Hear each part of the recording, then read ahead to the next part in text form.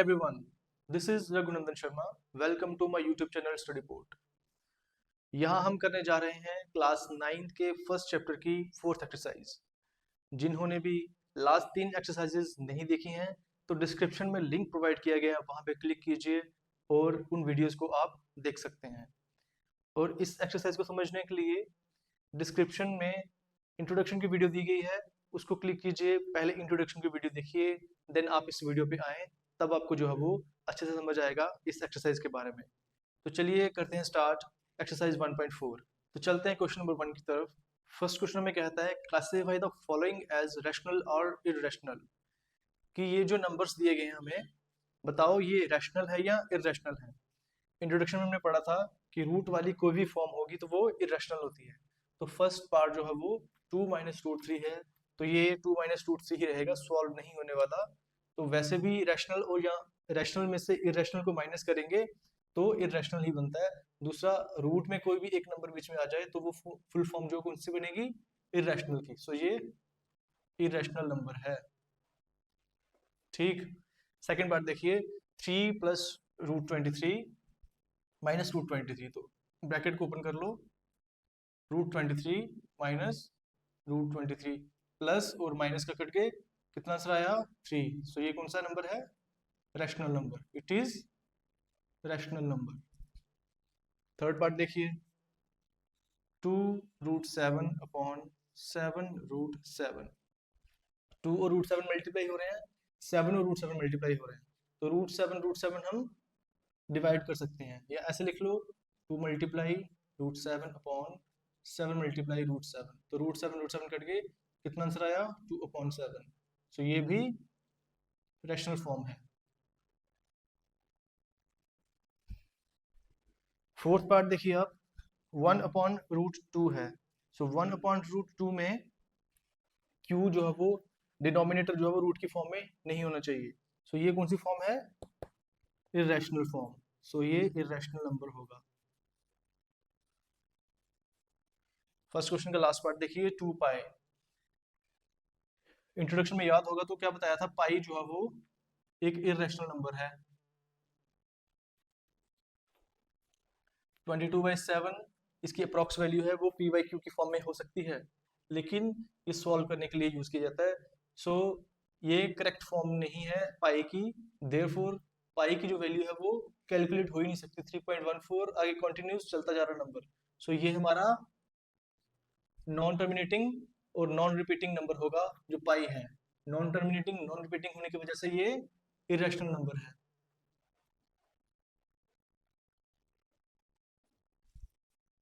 तो ये था क्वेश्चन नंबर 1। बढ़ते हैं क्वेश्चन नंबर 2 की तरफ। तो देखिए क्वेश्चन नंबर 2 किस तरह से करेंगे हम। क्वेश्चन कहता है simplify each of the following expressions. First part इसका कहता है 3 प्लस रूट 3 2 प्लस रूट 2।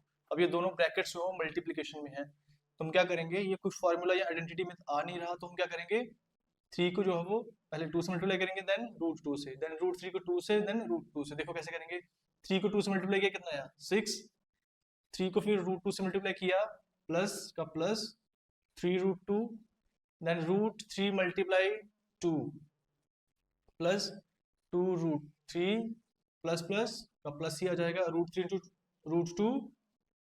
मैंने एक चीज बताई थी, जब दोनों ही रूट सेम हो तो रूट कट जाते हैं, जब दोनों रूट अलग हो तो अंदर वाले जो नंबर्स हैं वो मल्टीप्लाई हो जाएंगे। तो कितना आएगा रूट 6। आगे ये सॉल्व नहीं होगा तो इसका आंसर यही निकल गया। ठीक, सेकेंड पार्ट देखिए, ये एक आइडेंटिटी है a plus B A minus B. A हमारे पास क्या है 3 और b कितना है root 3। So a plus B A minus b किसके इक्वल होता है, a square minus b square के। तो लगाओ identity, a square minus b square, 3 का स्केयर माइनस बी कितना था हमारे पास रूट 3 का स्केयर। 3 का स्केयर कितना आया 9 माइनस रूट 3 और स्केयर कट जाएंगे 3, आंसर आएगा हमारे पास 6। थर्ड पार्ट देखिए, रूट 5 प्लस रूट 2 का स्केयर, ये भी एक आइडेंटिटी है, कौन सी, a प्लस बी का whole square, which is equal to A square plus 2ab plus B square.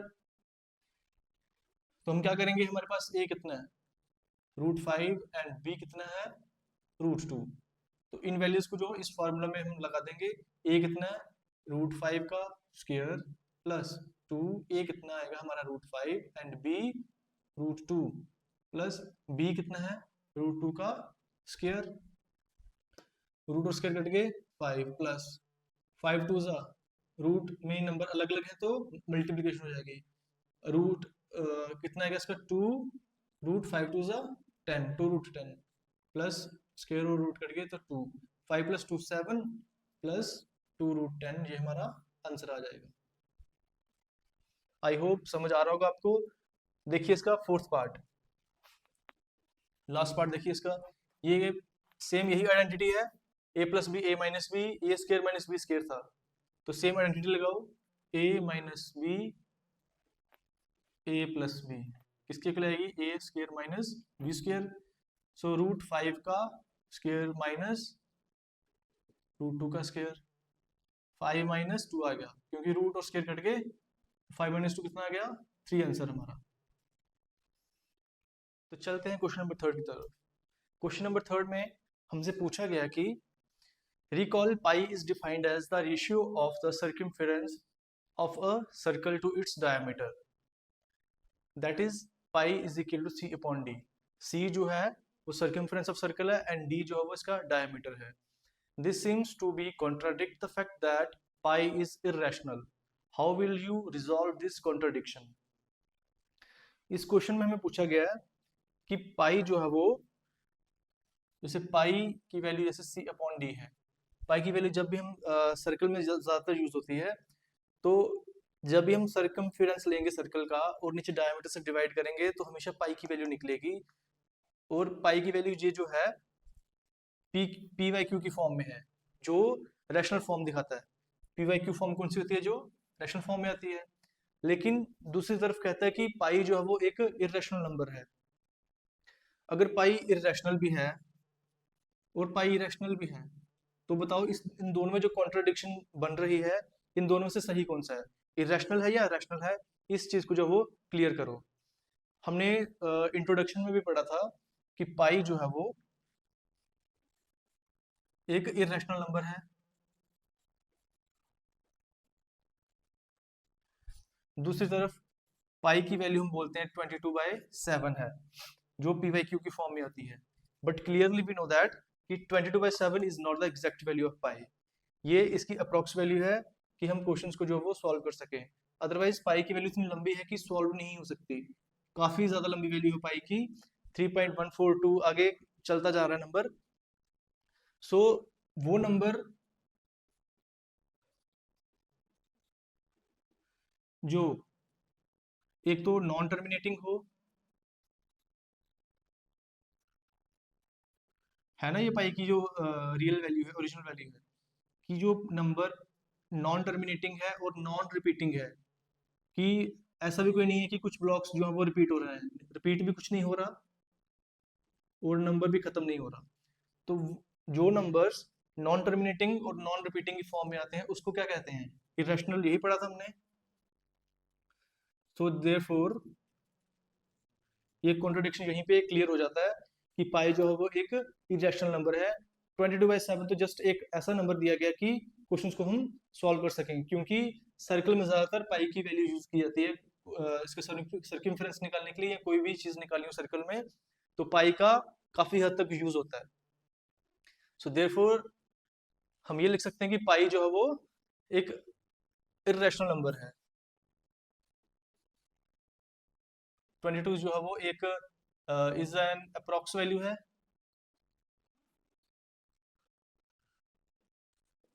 but pi is an irrational number because क्यों,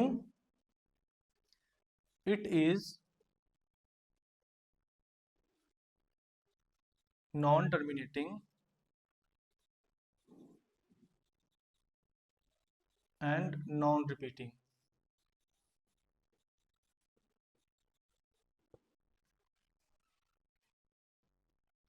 ठीक है। तो ये क्वेश्चन यहीं पे कंप्लीट हुआ। अब चलते हैं क्वेश्चन नंबर 4 की तरफ। 4th क्वेश्चन जो है वो ज्योमेट्री का क्वेश्चन है, उसको हम ज्योमेट्री की हेल्प से करेंगे।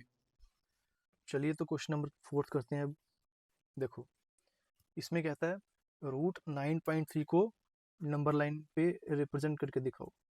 पहले आपने रूट 2 को भी देखा, root 3, root 4 and so on, but इसमें जो वो पॉइंट में रूट को नंबर लाइन पे रिप्रेजेंट करके दिखाओ। तो क्या करना है, सबसे पहले तो एक लाइन ड्रॉ करो 9.3 सेंटीमीटर की। देखो यहाँ पे ये ले लो 9.3 आ गई हमारी यहाँ पे, ठीक। इसको दे लो ए नाम, इसको बी। थोड़ी सी लाइन और आगे जो है वो हम ड्रॉ करेंगे, और इसमें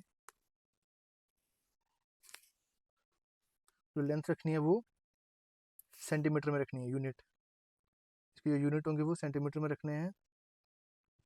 जैसे 1, 2, 3, 4, चलो यहीं तक रखो। 1, 2, 3 एंड 4।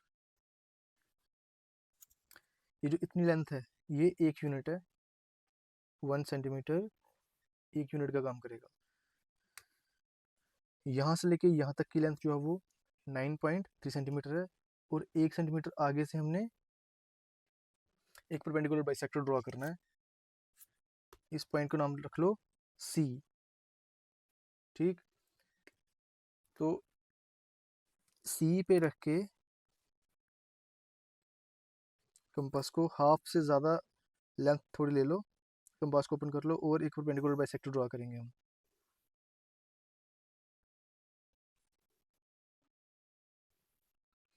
दोनों को ज्वाइन कर दो।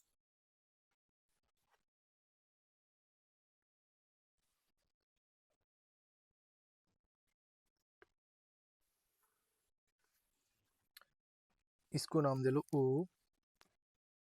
अब यहाँ पे कंपास को रखना है, और यहाँ से इसको ज्वाइन करवा देना है सी के साथ।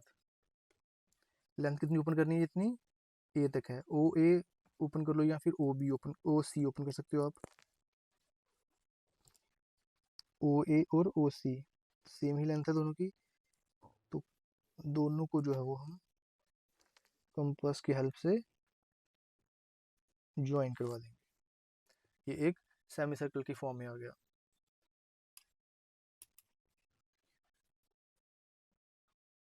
अब एक परपेंडिकुलर बाइसेक्टर और ड्रॉ करना है, वो हमने बी पे करना है, बी पॉइंट पे। तो कैसे करेंगे,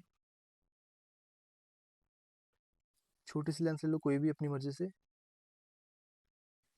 मैं इतना ओपन कर लेता हूँ उसको, और इस तरह से एक सेमी सर्कल ड्रॉ कर लेंगे, और परपेंडिकुलर बाइसेक्टर बना लेंगे। पहले इस पॉइंट पे रखो, फिर इस पॉइंट पे, यहाँ पे रख के भी यहाँ पे आंख लगा सकते हो।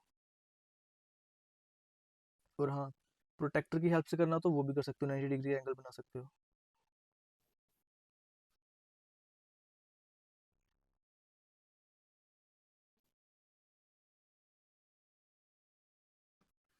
चलिए ज्वाइन करवा दो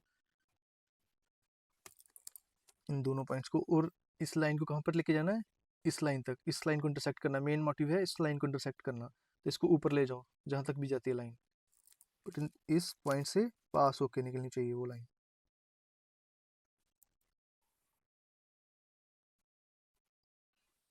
ये पॉइंट, इसको नाम दे देंगे हम डी। अब डी और ओ को ज्वाइन कर दो, ओ और डी को ज्वाइन करवा देंगे हम।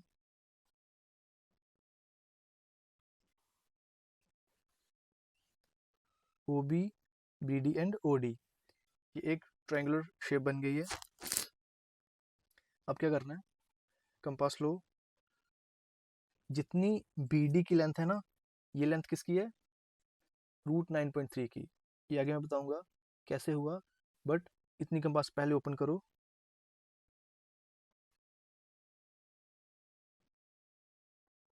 ये, और इसको मार्क लगा देंगे हम कहाँ पे, नंबर लाइन पे। अब ये जो पॉइंट है ना, 3 के आगे वाला पॉइंट है ये वाला, ये क्या है, √9.3।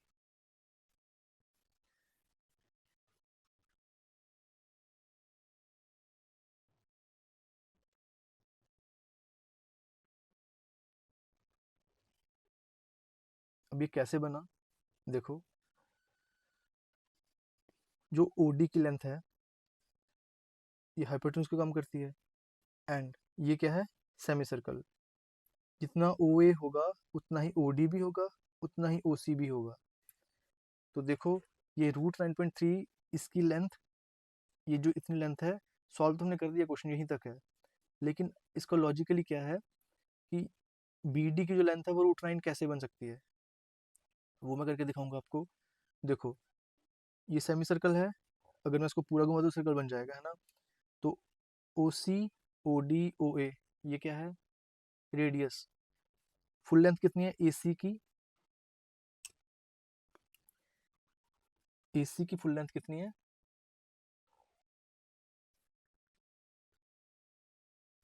AB कितना है, AC किसके इक्वल है, AB प्लस BC के। AB कितना है, 9.3 था, ली थी ना स्टार्टिंग में जो मेजरमेंट हमने की थी, लाइन ली थी 9.3 की, प्लस BC कितना है 1 सेंटीमीटर, तो टोटल कितना बन गया 10.3 सेंटीमीटर AC। देखो, AC है, अगर AC 10.3 है तो OA कितना होगा, OA प्लस OC, दोनों को मिला के AC है, हाफ हाफ है ये, तो therefore OA is equal to 10.3 divided by 2, half होगा उसका। और सेम जितना ओ है, ओडी भी वही है, रेडियस है ना same, so therefore OD is equal to 10.3 divided by 2, ये हमारे पास आ गया ओडी 10.3/2 सेंटीमीटर। लेकिन हमने निकालना क्या है, बी डी चाहिए हमें, तो बी डी के लिए अभी ओ बी हमारे पास है नहीं, कितना है, तो ओ बी भी हम सोल्व करेंगे। ओ बी कितना होगा, ओ बी, ओ बी किसके इक्वल होगा, ओ सी में से, ओ सी कितना है, ये भी कितना है 10.3/2 है, तो ओ सी भी कितना है 10.3/2, यहाँ से लेके यहाँ तक ओ सी। तो ओ बी कितना हुआ, ओ सी में से मैं अगर 1 को माइनस कर दूं, है ना 1 सेंटीमीटर, ये टोटल में से 1 को माइनस कर दो तो ओ बी निकल जाएगा, so O C minus B C, therefore 10.3/2 minus 1 कितना आया इसका,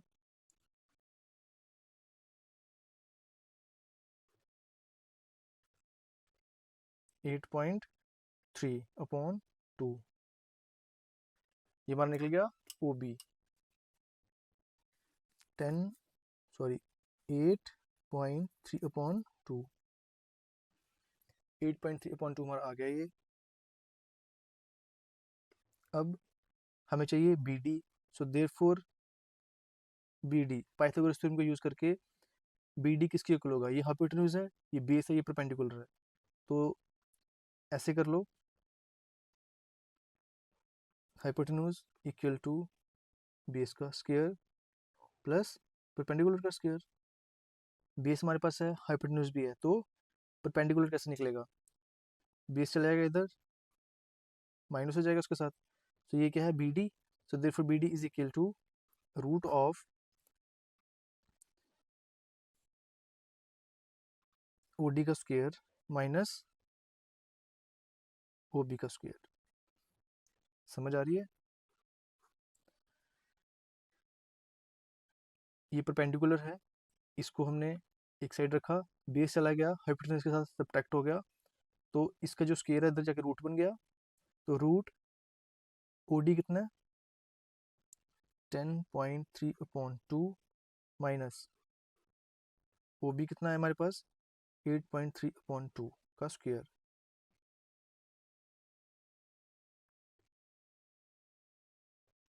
इक्वल टू रूट, हमने एक आइडेंटिटी पढ़ी थी A square minus B square किसके इक्वल होता है A plus B A minus B. So therefore